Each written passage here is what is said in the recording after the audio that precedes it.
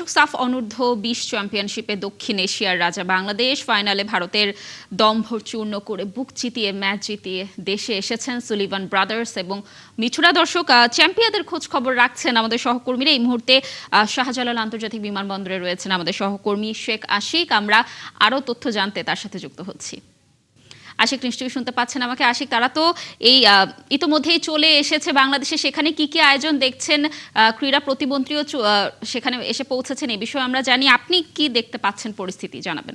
লাবণী, কিছুক্ষণ আগে ফুটবলারদের বহনকারী ফ্লাইট ল্যান্ড করেছে এবং ফ্লাইটে যে অন্য যাত্রীরা ছিল তাদেরকে আগে নামার সুযোগ দেওয়া হয়েছে এবং এরপরেই বিমান থেকে ফুটবলাররা নেমেছেন।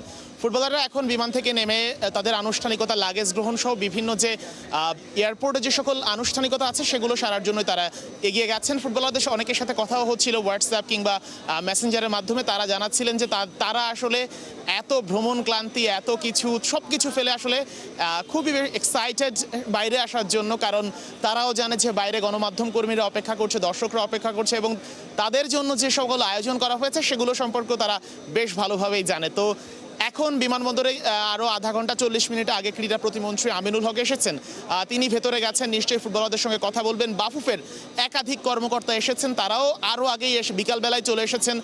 তারাও কথা বলবেন ফুটবলারদের সঙ্গে ভেতরে এবং এরপর ছাদখোলা যে বাসের আয়োজন করা হয়েছে সেই বাস কিছুক্ষণের মধ্যেই বিমানবন্দরে চলে আসবে।